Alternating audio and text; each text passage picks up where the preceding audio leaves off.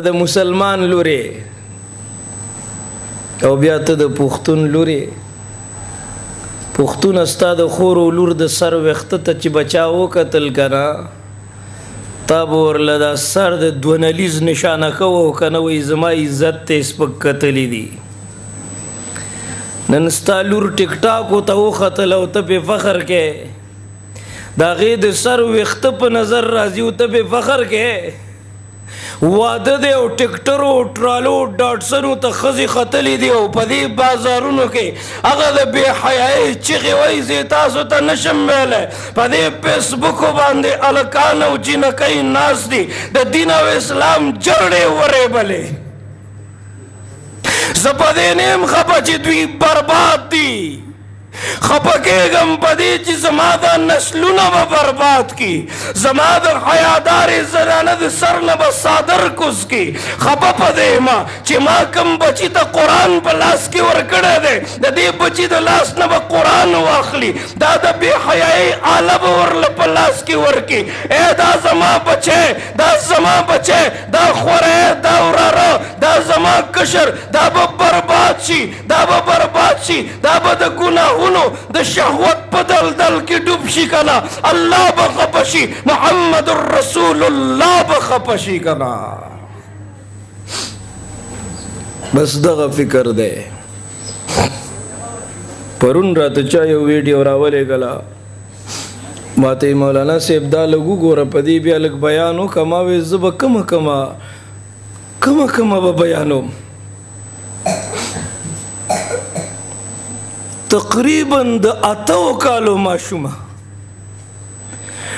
ډیر کم عمر دی کنه د 8 کالو ماشومه هغه فحش هغه بې حیا خلک هغې سره په فیسبوک باندې ناسته ده هغه د بې حیایۍ خبرې کوي چې زړه کې مې درد پیدا شي ما سره الفاظ نشته چې زه تاسو ته بیان کړم ستا ډېر کم عمر دی که نه دا د چا لور ده چې داسې کولاوې پرېښې ده دا د چا زوی دی چې په پردو ودونو کې ګډېږي او خلک دې ویډیوګانې کوي او د دین او اسلام جرړې م پې ورېبلې د حیا جنازې م پې وویستلې ای زموږ مدرسو ته یې نقصان ورسو زموږ جومات ته یې نقصان ورسو زموږ حیا عفت او ننګ او غیرت ته یې نقصان رسولی دی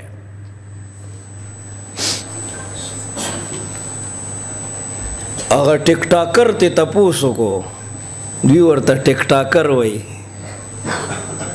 کنجر د هغه ډېر عزت دی چې څوک ډېر بې حیا دی چې څوک دین ته ډېر نقصان رسوي د هغه ډېر عزت دی هغه د هغه ماشومې نه تپوس کوي دا چلته ته چا وښودو چې ته نن په موبایل باندې د داسې خلکو سره ناست دی که نه هغې ورته وی دا طریقه ما ته زما مشرې خور ښودلې ده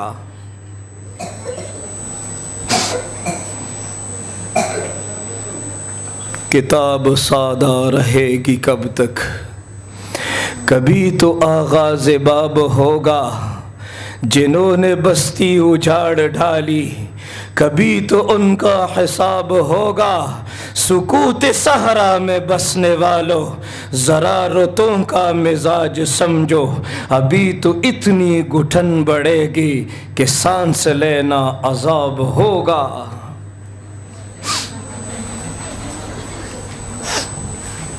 مخ کې ګوره چې څه کېږي وګوره په ژمي کې د اوړي ماحول دی کله چې اعمالو کې سرکشي پیدا شي که نه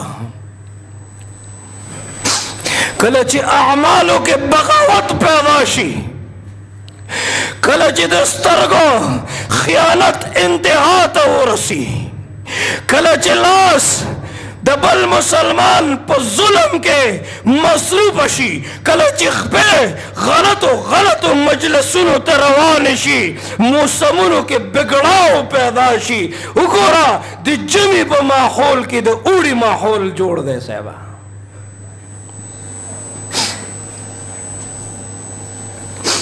موږ یو مدرسې ته لاړو امتحان دپاره یو ذهین طالب علم ما ته د استادانو وی دا ډېر ذهین دی هغه راوچت کړو. نو ما ورته وی بچیا زمونږ د پیغمبر سنم دی؟ نو ډیر ذهین دی او خاموش دی. استاد ورته ډیره غوسه مو کړه خو ماشوم نوم وانه غیستلو. د وقفې ټیم شو. استاد ورته وی وقفې نه بعد چې راشي او تا د پیغمبر نامه وانه غیسته نو سزا به درکوم.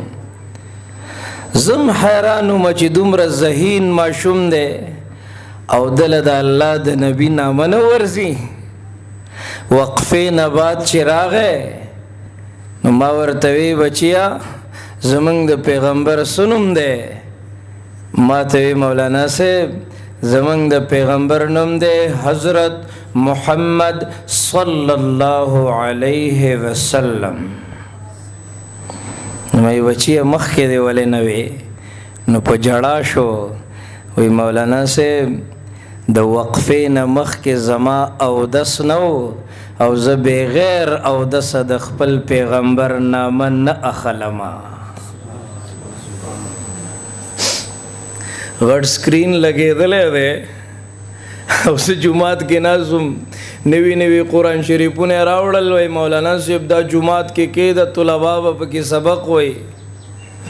نو ما چې وکتل لا خو نوي نوي و. نو ما یې تاسو پکې سبق نه وایې؟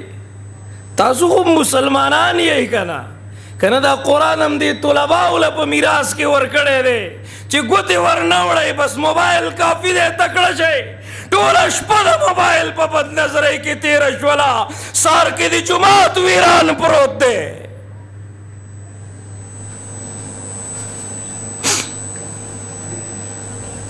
چې ما داسې وکتل نوي قرآن شریفونه و. مې تاسو پکې سبق نه وایې؟ وی مولانا صاحب زما پلار نوی کور جوړ کا او موږ پکې غټ سکرین ولګاو. نو مور مې راته وی چې دا قرآن شریفونه جومات له ویسه بې ادبي ده. ننم ما یو جومات کې د قرآن شریفونو الماری را کولاو کړه جولاګانو پې جالې اچولي دي.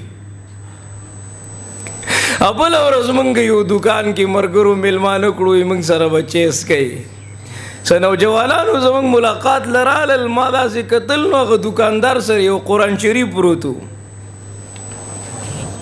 داسې یو قرآن شریف زما مخې ته پروت و. ما چې قرآن شریف ته وکتل زړه کې مې درد پیدا شو. هغه نوجوانانو ته مې ټول راشئ دې خوا. چې ټول زما خواله راغلل ما موبایلونه راوباسئ. ټولو خپل خپل موبایلونه راوویستل که نه.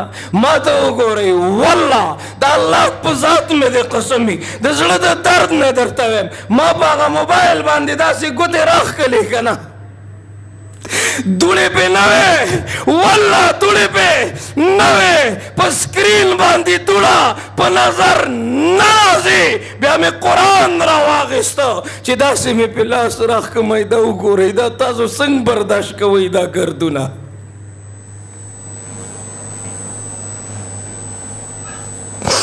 دا راواخلئ دا وفادار دی.